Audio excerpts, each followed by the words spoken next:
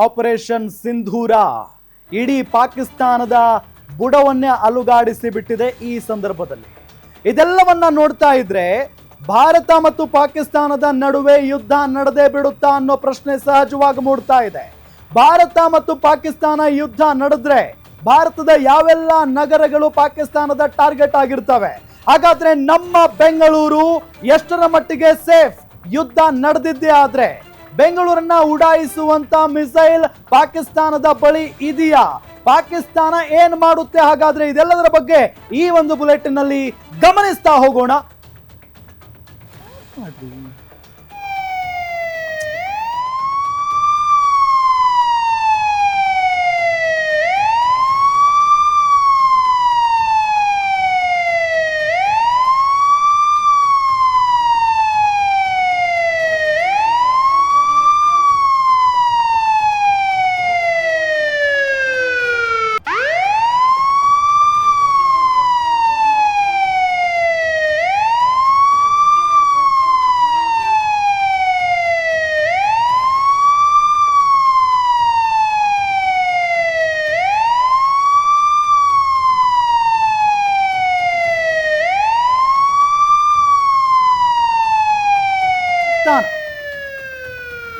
ಭಾರತದ ಪ್ರಮುಖ ನಗರಗಳೇ ಪಾಕಿಸ್ತಾನದ ಟಾರ್ಗೆಟ್. ಹಾಗಾದ್ರೆ ಪಾಕಿಸ್ತಾನ ಯಾವ್ಯಾವ ಸಿಟಿಗಳನ್ನ ಗುರಿ ಮಾಡಬಹುದು? ಬೆಂಗಳೂರನ್ನ ತಲುಪುವ ಮಿಸೈಲ್ ಪಾಕ್ ಬಳಿ ಇದೆನಾ ಇಲ್ವಾ? ಚೀನಾ ಮೇಡ್ ಮಿಸೈಲ್ ಬಳಸಿ ಪಾಕಿಸ್ತಾನ ದಾಳಿ ಮಾಡೋದಕ್ಕೆ ಸಾಧ್ಯನಾ? ಬೆಂಗಳೂರು ಎಷ್ಟರ ಮಟ್ಟಿಗೆ ಸೇಫ್ ರೀ? ಇದು ಬೆಂಗಳೂರು ಜನ ಕೇಳ್ತಾ ಇರುವಂತ ಪ್ರಶ್ನೆ. ಒಂದ್ ಕಡೆ ಪಾಕಿಸ್ತಾನ ಭಾರತದ ಯಾವೆಲ್ಲ ನಗರಗಳನ್ನ ಟಾರ್ಗೆಟ್ ಮಾಡಬಹುದು ಆ ಶಕ್ತಿ ಸಾಮರ್ಥ್ಯ ಪಾಕಿಸ್ತಾನಕ್ಕಿದೆಯಾ? ದೆಹಲಿಗೆ ಬರಬಹುದಾ? ಮುಂಬೈ ಟಾರ್ಗೆಟ್ ಮಾಡಬಹುದಾ? ಹಿಮಾಚಲ್ ಪ್ರದೇಶ ಟಾರ್ಗೆಟ್ ಮಾಡಬಹುದಾ? ಉತ್ತರ ಪ್ರದೇಶ ಟಾರ್ಗೆಟ್ ಮಾಡಬಹುದಾ? ಅನ್ನೋ ರೀತಿ ನಮ್ಮ ಬೆಂಗಳೂರನ್ನು ಕೂಡ ಟಾರ್ಗೆಟ್ ಮಾಡಬಹುದಾ? ಬೆಂಗಳೂರನ್ನ ತಲುಪುವ ಮಿಸೈಲ್ ಪಾಕಿಸ್ತಾನದ ಬಳಿ ಇದೆಯಾ? ಆ ಶಕ್ತಿ ಸಾಮರ್ಥ್ಯ ಪಾಕಿಸ್ತಾನದ ಬಳಿ ಇದೆಯಾ? ಬೆಂಗಳೂರು ಅಂತ ಅಂದ್ರೆ ಈ ಪಾಕಿಸ್ತಾನದ ಲಾಹೋರಿಂದ ಅನ್ಕೊಳ್ಳೋಣ. ಲಾಹೋರಿಂದ ಪಾಕಿಸ್ತಾನಕ್ಕೆ ಈ ಲಾಹೋರಿಂದ ಬೆಂಗಳೂರಿಗೆ ಎಷ್ಟು ದೂರ ಆಗುತ್ತೆ? ಎಷ್ಟು ದೂರ ಆದ್ರೂ ಕೂಡ ಅದನ್ನ ತಲುಪುವಂತ ಸಾಮರ್ಥ್ಯ ಪಾಕಿಸ್ತಾನದ ಮಿಸೈಲ್ಗಳಿಗೆ ಇದೆಯಾ ಅಂತ ಒಂದು ಕ್ಷಿಪಣಿ ಪಾಕಿಸ್ತಾನದ ಬಳಿ ಇದೆಯಾ? ಇದು ಈಗಿರುವಂತ ಪ್ರಶ್ನೆ. ಇದೆಲ್ಲದರ ಬಗ್ಗೆಯೂ ಕೂಡ ಗಮನಿಸ್ತಾ ಹೋಗೋಣ. ಬಹಳ ಪ್ರಮುಖವಾಗಿ ಪಹಲ್ಗಾಮ್ ಅಟ್ಯಾಕ್ ಆದ ನಂತರ ಭಾರತ ಪಾಕಿಸ್ತಾನಕ್ಕೆ ಮುಟ್ಟಿ ನೋಡಿಕೊಳ್ಳುವ ರೀತಿಯಾಗಿ ಉತ್ತರವನ್ನ ಕೊಟ್ಟಾಗಿದೆ. ನಮ್ಮ 26 ಜನ ಅಮಾಯಕರನ್ನ ಬಲಿ ತೆಗೆದುಕೊಂಡಂತ ಉಗ್ರಗಾಮಿಗಳನ್ನ ಅಟ್ಟಾಡಿಸಿ ಹೊಡೆದಾಗಿದೆ. ಈಗ ಅವರ ರುಂಡವನ್ನ ಕತ್ತರಿಸಿ ಆಗಿದೆ.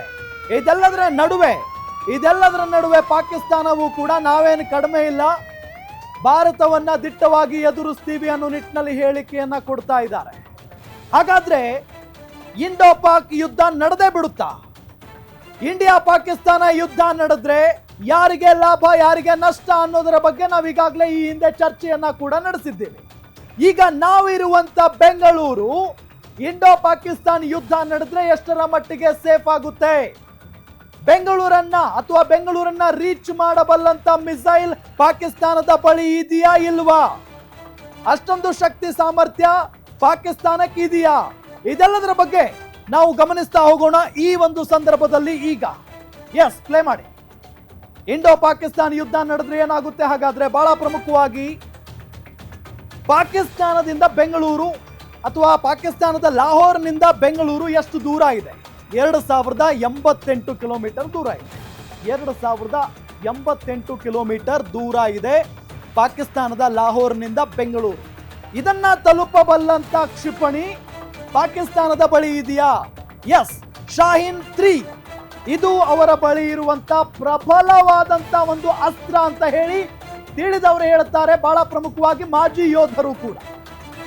ಶಾಹಿನ್ 3 2750 ಕಿಲೋಮೀಟರ್ ನುಗ್ಗುವಂತ ಸಾಮರ್ಥ್ಯ ಇದೆ ಈ ಒಂದು ಮಿಸೈಲ್ಗೆ. ಗಮನಿಸ್ತಾ ಇದ್ದೀವಿ, ಶಾಹಿನ್ 3 ಮಿಸೈಲ್ ಏನಿದೆಯಲ್ಲ ಇದು 2750 ಕಿಲೋಮೀಟರ್ ನುಗ್ಗಬಲ್ಲಂತ ಒಂದು ಸಾಮರ್ಥ್ಯ ಇರುವಂತ ಕ್ಷಿಪಣಿ. ಆದ್ರೆ ಪಾಕಿಸ್ತಾನದ ಲಾಹೋರ್ನಿಂದ ಬೆಂಗಳೂರಿಗೆ 2088 ಕಿಲೋಮೀಟರ್ ಆಗುತ್ತೆ. ಸೊ ರೀಚ್ ಆಗಬಹುದು. ಬೆಂಗಳೂರಿನ ಸುತ್ತಮುತ್ತ ಆ ಒಂದು ಮಿಸೈಲ್ ಬೀಳುವಂತ ಸಾಧ್ಯತೆ ಅಂತೂ ಖಂಡಿತವಾಗಿಯೂ ಇದ್ದೇ ಇದೆ. ಇದು ಶಾಹಿನ್ 3. ಇದರ ಜೊತೆಗೆ ನೆಕ್ಸ್ಟ್ ಮತ್ಯಾವ ನಗರಕ್ಕೆ ಟಾರ್ಗೆಟ್ ಮಾಡಬಹುದು? ಪಾಕಿಸ್ತಾನ ಟು ಅಂದ್ರೆ ಪಾಕಿಸ್ತಾನದ ಕರಾಚಿ ಟು ಚೆನ್ನೈ. ನಮ್ಮ ಚೆನ್ನೈ ಇದೆಯಲ್ಲ, ಅಲ್ಲಿಗೆ ಪಾಕಿಸ್ತಾನದ ಕರಾಚಿಯಿಂದ ಎಷ್ಟು ಕಿಲೋಮೀಟರ್ ಆಗುತ್ತೆ? 1910 ಕಿಲೋಮೀಟರ್ ಆಗುತ್ತೆ. ಕರಾಚಿಯಿಂದ ಚೆನ್ನೈ ನಗರಕ್ಕೆ 1910 ಕಿಲೋಮೀಟರ್ ಆಗುತ್ತೆ. ಈ ಶಾಹಿನ್ 3 ಮಿಸೈಲ್ ಏನಿದೆಯಲ್ಲ, ನಾವು ಯಾಕೆ ಇದ್ರ ಬಗ್ಗೆ ಹೇಳ್ತಾ ಇದ್ದೀವಿ ಅಂತ ಅಂದ್ರೆ, ಪಾಕಿಸ್ತಾನದ ಬಳಿ ಇರುವಂತ ಪ್ರಬಲವಾದಂತ ಒಂದು ಮಿಸೈಲ್ ಇದು, ಶಕ್ತಿ ಸಾಮರ್ಥ್ಯ ಉಳ್ಳಂತ ಒಂದು ಮಿಸೈಲ್. ಸೊ ಈ ಶಾಹಿನ್ 3 ಮಿಸೈಲ್ 2750 ಕಿಲೋಮೀಟರ್ ಟಾರ್ಗೆಟ್ ಮಾಡಬಹುದು, ನುಗ್ಗಿ ಉಡಾಯಿಸಬಹುದಾದಂತ ಸಾಮರ್ಥ್ಯವನ್ನ ಹೊಂದಿದೆ. ಹಾಗಾಗಿನೇ ಆರಾಮಾಗಿ ಕರಾಚಿಯಿಂದ ಏನಾದ್ರೂ ಅವರು ಆ ಒಂದು ಮಿಸೈಲ್ ಅನ್ನ ಬಿಟ್ಟಿದ್ದೆ ಆದ್ರೆ ಚೆನ್ನೈಗೆ ಆರಾಮಾಗಿ ಬಂದು ಬೀಳುವಂತ ಸಾಮರ್ಥ್ಯ ಈ ಒಂದು ಶಾಹಿನ್ 3 ಮಿಸೈಲ್ಗಿದೆ. ಯಾಕೆ ಅಂತ ಹೇಳಿದ್ರೆ ಕರಾಚಿಯಿಂದ ಚೆನ್ನೈಗೆ ಕೇವಲ 1910 ಕಿಲೋಮೀಟರ್ ಇದೆ. ಸೊ ಆರಾಮಾಗಿ ಬರುತ್ತೆ. ಇನ್ನು ದೆಹಲಿ, ಬಹಳ ಪ್ರಮುಖವಾಗಿ ದೆಹಲಿ ಸೇಫ್ ಅಲ್ಲ ಅಂತ ಕೂಡ ಕರೀತಾರೆ. ಹಾಗಾಗಿನೇ ಪಾಕಿಸ್ತಾನದ ಇಸ್ಲಾಮಾಬಾದ್, ಪಾಕಿಸ್ತಾನದ ರಾಜಧಾನಿ ಇಸ್ಲಾಮಾಬಾದ್ ಏನಿದೆಯಲ್ಲ, ಅಲ್ಲಿಂದ ದೆಹಲಿವರೆಗೂ ಎಷ್ಟು ಕಿಲೋಮೀಟರ್ ಇದೆ? 676 ಕಿಲೋಮೀಟರ್ ಇದೆ, ಕೇವಲ 676 ಕಿಲೋಮೀಟರ್. ಸೊ ಅಫ್ಕೋರ್ಸ್ ದೆಹಲಿ ಅಂತೂ ಸೇಫ್ ಅಲ್ವೇ ಅಲ್ಲ ಅನ್ನೋದು ಬಹಳ ಸ್ಪಷ್ಟವಾಗಿ ಗೊತ್ತಾಗುತ್ತೆ. ಯಾಕೆ ಅಂತ ಹೇಳಿದ್ರೆ ಶಾಹಿನ್ 3 ಕ್ಷಿಪಣಿ ಏನಿದೆಯಲ್ಲ, ಅದು ಬರೋಬ್ಬರಿ 2750 ಕಿಲೋಮೀಟರ್ ನುಗ್ಗಬಲ್ಲಂತ ಸಾಮರ್ಥ್ಯವನ್ನ ಹೊಂದಿರುವಂತ ಕ್ಷಿಪಣಿ ಅದು. ಹಾಗಾಗಿನೇ ದೆಹಲಿಯನ್ನ ಆರಾಮಾಗಿ ಉಡಾಯಿಸಬಲ್ಲಂತ ಸಾಮರ್ಥ್ಯ ಪಾಕಿಸ್ತಾನಕ್ಕೆ ಇದೆ. ಆದರೆ ಕೇವಲ 676 ಕಿಲೋಮೀಟರ್ ಮಾತ್ರ ಇಸ್ಲಾಮಾಬಾದ್ನಿಂದ ದೆಹಲಿ ಇರೋದು, ಆ ಗ್ಯಾಪ್ ಇರುವುದು ಕೇವಲ 676 ಕಿಲೋಮೀಟರ್. ಹಾಗಾಗಿನೇ ಮಾಜಿ ಯೋಧರ ಜೊತೆಗೆ ಮಾತನಾಡುವಂತ ಸಂದರ್ಭದಲ್ಲಿ ಅವ್ರು ಹೇಳ್ತಾ ಇದ್ರು, ದೆಹಲಿ ಬಹಳ ಅನ್ಸೇಫ್ ರಾಜ್ಯ ಅನ್ನೋ ನಿಟ್ಟಿನಲ್ಲಿ. ಇನ್ನು ಮತ್ತೊಂದು ಕಡೆ, ಮುಂದಿನ ಒಂದು ನಗರದ ಕಡೆ ಹೋಗೋದಾದ್ರೆ ಬಹಳ ಪ್ರಮುಖವಾಗಿ ಮುಂಬೈ, ವಾಣಿಜ್ಯ ನಗರಿ. ಪಾಕಿಸ್ತಾನದ ಕರಾಚಿಯಿಂದ ಮುಂಬೈ 883 ಕಿಲೋಮೀಟರ್ ದೂರ ಇದೆ. 883 ಕಿಲೋಮೀಟರ್. ಭಾರತದ ವಾಣಿಜ್ಯ ನಗರ ಮುಂಬೈ ಮತ್ತು ಪಾಕಿಸ್ತಾನದ ವಾಣಿಜ್ಯ ನಗರ ಯಾವುದಪ್ಪ ಅಂತ ಅಂದ್ರೆ ಅದು ಕರಾಚಿ. ಸೊ ಈ ಎರಡು ವಾಣಿಜ್ಯ ನಗರಗಳ ನಡುವೆ ಇರುವಂತ ಅಂತರ 883 ಕಿಲೋಮೀಟರ್ ಇದೆ. ಸೊ ಈ ಶಾಹಿನ್ 3 ಮಿಸೈಲ್ ಏನಿದೆಯಲ್ಲ, ಆರಾಮಾಗಿ ಈ ಒಂದು ಮುಂಬೈಗೆ ಬಂದು ಬೀಳುವಂತ ಸಾಮರ್ಥ್ಯ ಇದೆ. ಸೊ ಮುಂಬೈ ಸೇಫ್ ಇಲ್ಲ, ದೆಹಲಿ ಸೇಫ್ ಇಲ್ಲ, ಚೆನ್ನೈ ಕೂಡ ಸೇಫ್ ಇಲ್ಲ. ಆದ್ರೆ ಬೆಂಗಳೂರು ಸ್ವಲ್ಪ ಮಟ್ಟಿಗೆ ಸೇಫ್ ಇದೆ. ಬೆಂಗಳೂರಿನ ಅಕ್ಕಪಕ್ಕದಲ್ಲಿ ಈ ಮಿಸೈಲ್ ಬೀಳುತ್ತೆ. ಇನ್ನು ಕೋಲ್ಕತ್ತಾ ಕಡೆಗೆ ಹೋಗೋದಾದ್ರೆ ಅಥವಾ ಈ ರಾವಲ್ಪಿಂಡಿಯಿಂದ ಕೋಲ್ಕತ್ತಾ ವಿಚಾರಕ್ಕೆ ಬರೋದಾದ್ರೆ 1931 ಕಿಲೋಮೀಟರ್ ಇದೆ. ಪಾಕಿಸ್ತಾನದ ರಾವಲ್ಪಿಂಡಿಯಿಂದ ಕೋಲ್ಕತ್ತಾ ಎಷ್ಟು ದೂರ ಇದೆ ಅಂತ ಅಂದ್ರೆ 1931 ಕಿಲೋಮೀಟರ್ ಇದೆ. ಸೊ ಶಾಹಿನ್ 3 ಕ್ಷಿಪಣಿ ಏನಿದೆಯಲ್ಲ, ಇದು ಆರಾಮಾಗಿ ಕೋಲ್ಕತ್ತಾಗೆ ಬೀಳುವಂತ ಎಲ್ಲಾ ಸಾಧ್ಯತೆಯೂ ಕೂಡ ಇದೆ. ಯಾಕೆಂತ ಹೇಳಿದ್ರೆ 2750 ಕಿಲೋಮೀಟರ್ ಅದು ನುಗ್ಗಬಲ್ಲಂತ ಸಾಮರ್ಥ್ಯ ಇದೆ. ಇದು ಕೇವಲ ಇರೋದು 1931 ಕಿಲೋಮೀಟರ್ ಪಾಕಿಸ್ತಾನದ ರಾವಲ್ಪಿಂಡಿ ಟು ಕೋಲ್ಕತ್ತಾ. ಸೊ ಇದು ಪಾಕಿಸ್ತಾನದ ಕತೆ.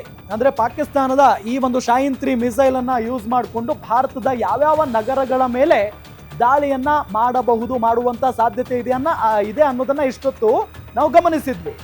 ಸೊ ಭಾರತದ ಬಳಿ ಈಗ ಅಸಲಿ ಕತೆ ಹೇಳ್ತಾ ಹೋಗ್ತೀವಿ. ಭಾರತದ ಬಳಿ ಇರೋದು ಶಾಹಿನ್ 3 ಏನಿದೆಯಲ್ಲ, ಇದು ಅದ್ಭುತವಾದಂತಹ ಮಿಸೈಲ್. 2750 ಕಿಲೋಮೀಟರ್ ದೂರ ಟಾರ್ಗೆಟ್ ಮಾಡಿ ಉಡಾಯಿಸಬಹುದು, ಉಡಾವಣೆ ಅಥವಾ ಏನು ದಾಳಿ ಮಾಡಿಬಿಡಬಹುದು ಅಂತ ನಾವೇನು ಹೇಳ್ತಾ ಇದೀವಲ್ಲ, ಇದರ ಅಪ್ಪ ಭಾರತದ ಬಳಿ ಇದೆ. ಇದಕ್ಕಿಂತ ದೊಡ್ಡದಾದಂತಹ ಮಿಸೈಲ್ಗಳು ಭಾರತದ ಬಳಿ ಇದಾವೆ. ಸೊ ಭಾರತದ ಬಳಿ ಏನೆಲ್ಲ ಇದಾವೆ, ಪಾಕಿಸ್ತಾನವನ್ನ ಹೆಂಗೆಲ್ಲ ಉಡಾಯಿಸಬಹುದು ಅನ್ನೋದನ್ನ ನಾವೀಗ ಗಮನಿಸ್ತಾ ಹೋಗೋಣ. ಎಸ್, ಭಾರತದ ಗುಜರಾತ್ನಿಂದ ಪಾಕಿಸ್ತಾನದ ಇಸ್ಲಾಮಾಬಾದ್ ಎಷ್ಟು ಕಿಲೋಮೀಟರ್ ಇದೆ? 1234 ಕಿಲೋಮೀಟರ್ ಇದೆ. ಅಗ್ನಿ 5 ನಮ್ಮ ಬಳಿ ಇರುವಂತ ಅತ್ಯದ್ಭುತವಾದಂತ ಮಿಸೈಲ್ ಅಗ್ನಿ 5 8000 ಕಿಲೋಮೀಟರ್ ನುಗ್ಗುವಂತ ಸಾಮರ್ಥ್ಯ ಇರೋದು ನಮ್ಮ ಬಳಿ ಇರುವಂತ ಅಗ್ನಿ 5 ಮಿಸೈಲ್ಗೆ. 8000 ಕಿಲೋಮೀಟರ್ ನುಗ್ಗಿ ಹೊಳೆದುರುಳಿಸಬಲ್ಲಂತ ಸಾಮರ್ಥ್ಯ ಇದೆ. ಸೊ ಭಾರತದ ಗುಜರಾತ್ನಿಂದ ಏನಾದ್ರೂ ಬಿಟ್ಟು ಬಿಟ್ರೆ ಪಾಕಿಸ್ತಾನದ ಇಸ್ಲಾಮಾಬಾದ್ ಚಿಂದಿ ಚಿತ್ರಾನ್ನ ಆಗೋಗೋದಂತೂ ಗ್ಯಾರಂಟಿ. ಯಾಕೆ ಅಂತ ಹೇಳಿದ್ರೆ ಕೇವಲ 1234 ಕಿಲೋಮೀಟರ್ ಮಾತ್ರ ಇರೋದು ಅಂತರ. ಸೊ ಆರಾಮಾಗಿ ಹೊಡೆದು ಉರುಳಿಸುವಂತ ಸಾಮರ್ಥ್ಯ ಭಾರತದ ಬಳಿ ಇದೆ ಅನ್ನೋದಕ್ಕೆ ಇದು ಸ್ಪಷ್ಟವಾದಂತ ಉದಾಹರಣೆ. 1234 8,000 ಕಿಲೋಮೀಟರ್ ಎಲ್ಲಿ. ಇನ್ನು ನೆಕ್ಸ್ಟ್ ಭಾರತದ ರಾಜಸ್ಥಾನದಿಂದ ಪಾಕಿಸ್ತಾನದ ಕರಾಚಿ ಎಷ್ಟು ದೂರ ಹಾಗಾದ್ರೆ? 760 ಕಿಲೋಮೀಟರ್. ಈಸಿ. 760 ಕಿಲೋಮೀಟರ್ ಇದೆ ಭಾರತದ ರಾಜಸ್ಥಾನದಿಂದ ಪಾಕಿಸ್ತಾನದ ಕರಾಚಿ. ಸೊ ಅಗ್ನಿ 5 ಮಿಸೈಲ್ ಏನಿದೆಯಲ್ಲ, ಇದು 8,000 ಕಿಲೋಮೀಟರ್ ದೂರಕ್ಕೆ ಹೋಗಿ ಅಲ್ಲಿ ದಾಳಿ ಮಾಡಬಹುದಾದಂಥ ಒಂದು ಸಾಮರ್ಥ್ಯವನ್ನು ಹೊಂದಿರುವಂಥ ಒಂದು ಮಿಸೈಲ್ ಇದು. ಸೊ 760 ಕಿಲೋಮೀಟರಲ್ಲಿ 8,000 ಕಿಲೋಮೀಟರಲ್ಲಿ. ಸೊ ಭಾರತದ ರಾಜಸ್ಥಾನದಿಂದ ಬಿಟ್ಟರೆ ಕರಾಚಿ ಅಲ್ಲಿಗೆ ಧೂಳಿಪಟ ಆಗಿ ಹೋಗೋದ್ರಲ್ಲಿ ಯಾವುದೇ ರೀತಿಯಾದಂಥ ಅನುಮಾನ ಇಲ್ಲ. ಹಾಗಾಗಿನೇ ನಾನು ಭಾರತದ ಶಕ್ತಿ ಸಾಮರ್ಥ್ಯದ ಬಗ್ಗೆ ಹೇಳ್ತಾ ಇದ್ದಿದ್ದು. ಪಾಕಿಸ್ತಾನದ ಆ ಮಿಸೈಲ್ಗೆ ಹೋಲಿಸಿದ್ರೆ ಭಾರತದ ಬಳಿ ಅದರ ಅಪ್ಪ ಇದೆ ಅಂತ ಹೇಳಿ. ಸೊ ಅಗ್ನಿ 5 8,000 ಕಿಲೋಮೀಟರ್ ದೂರ ಉಡಾಯಿಸಬಲ್ಲಂತ ಒಂದು ಶಕ್ತಿ ಸಾಮರ್ಥ್ಯ ಇರುವಂತ ಒಂದು ಕ್ಷಿಪಣಿ. ಸೊ ನೆಕ್ಸ್ಟ್ ಭಾರತದ ಒಡಿಶಾದಿಂದ ಪಾಕಿಸ್ತಾನದ ಲಾಹೋರ್ ಎಷ್ಟು ದೂರ ಇದೆ? 1596 ಕಿಲೋಮೀಟರ್ ಇದೆ. ಭಾರತದ ಒಡಿಶಾದಿಂದ ಪಾಕಿಸ್ತಾನದ ಲಾಹೋರ್ಗೆ 1596 ಕಿಲೋಮೀಟರ್ ಇದೆ. ಎಲ್ಲ ಇಡೀ ಪಾಕಿಸ್ತಾನನೇ ನುಂಗಿ ನೀರು ಕುಡಿಯಬಲ್ಲಂತ ಸಾಮರ್ಥ್ಯ ಭಾರತಕ್ಕಿದೆ ಅನ್ನೋದು ಬಹಳ ಸ್ಪಷ್ಟವಾಗಿ ಗೊತ್ತಾಗ್ತಾ ಇದೆ ರೀ. 8,000 ಕಿಲೋಮೀಟರ್ ಆರಾಮಾಗಿ ಹೋಗಿ ಅಲ್ಲಿ ಉಡಾಯಿಸಬಲ್ಲಂತ ಸಾಮರ್ಥ್ಯ ನಮ್ಮ ಭಾರತದ ಬಳಿ ಇರುವಂತ ಮಿಸೈಲ್ ಅಗ್ನಿ 5 ಗಿದೆ. ಆ ಶಕ್ತಿ ಸಾಮರ್ಥ್ಯ 8,000 ಕಿಲೋಮೀಟರ್. ಇದು ಜಸ್ಟ್ 1596 ಕಿಲೋಮೀಟರ್ ಮಾತ್ರ. ಸೊ ಭಾರತದ ಒಡಿಶಾದಿಂದ ಬಿಟ್ರೆ ಇಡೀ ಪಾಕಿಸ್ತಾನನೇ ನುಂಗಿ ನೀರು ಕುಡಿಬಹುದು ಆರಾಮಾಗಿ. ಅದಾದ ನಂತರ ಭಾರತದ ಜಮ್ಮು ಕಾಶ್ಮೀರ ಟು ಪಾಕಿಸ್ತಾನದ ಇಸ್ಲಾಮಾಬಾದ್. ಭಾರತದ ಜಮ್ಮು ಕಾಶ್ಮೀರದಿಂದ ಪಾಕಿಸ್ತಾನದ ಇಸ್ಲಾಮಾಬಾದ್ ಕೇವಲ 201 ಕಿಲೋಮೀಟರ್ ಇದೆ. ಇದಕ್ಕೆ ಸಾಕು ಒಂದು ಡ್ರೋನ್ ಸಾಕು. ಈಗ ಏನ್ ಮಾಡಿದ್ರು ನಮ್ಮ ಈ ಒಂದು ಆಪರೇಷನ್ ಸಿಂಧೂರ ಕಾರ್ಯಾಚರಣೆಯಲ್ಲಿ 100 ಕಿಲೋಮೀಟರ್ ಆರಾಮಾಗಿ ಡ್ರೋನ್ ಬಿಟ್ಟು ಉಡಾಯಿಸಿಬಿಟ್ರು ಉಗ್ರರ ನೆಲೆಗಳನ್ನ. ಅದೇ ರೀತಿಯಾಗಿ ಇನ್ನೊಂದು ಡ್ರೋನ್ ಯಾವುದಾದ್ರೂ ಇದ್ರೆ ಆರಾಮಾಗಿ ಉಡಾಯಿಸಬಹುದು ಈ ಒಂದು 201 ಕಿಲೋಮೀಟರ್ ಇಸ್ಲಾಮಾಬಾದ್ ಅನ್ನ. ಸೊ ಇದಕ್ಕೆ ಅಗ್ನಿ 5 ಮಿಸೈಲ್ ಬೇಕಾಗೇ ಇಲ್ಲ, ಅದರ ಅವಶ್ಯಕತೆನೇ ಇಲ್ಲ, ಅಷ್ಟು ಹತ್ರ ಇದೆ. ಕೇವಲ 201 ಕಿಲೋಮೀಟರ್ ಇದೆ ಜಮ್ಮು ಕಾಶ್ಮೀರದಿಂದ ಇಸ್ಲಾಮಾಬಾದ್. ಸೊ ಇದು ಆರಾಮಾಗಿ ಉಡಾಯಿಸಬಹುದಾದಂತ ಸಾಮರ್ಥ್ಯ ಭಾರತದ ಬಳಿ ಇದೆ ಅನ್ನೋದು ಬಹಳ ಸ್ಪಷ್ಟ. ಎಸ್, ಇದು ಇನ್ನು ನೆಕ್ಸ್ಟ್ ಯಾವ್ದಿದೆ ಹಾಗಾದ್ರೆ? ಭಾರತದ ಜಮ್ಮು ಕಾಶ್ಮೀರ ಟು ಇಸ್ಲಾಮಾಬಾದ್ ಕಥೆಯನ್ನ ನಾವು ಗಮನಿಸಿದ್ವಿ. ಸೊ ಇದು ಭಾರತದ ಬಳಿ ಇರುವಂತ ತಾಕತ್ತು ಮತ್ತು ಪಾಕಿಸ್ತಾನದ ಬಳಿ ಇರುವಂತ ತಾಕತ್ತಿನ ಬಗ್ಗೆ ನಾವು ಗಮನಿಸಿದ್ವಿ.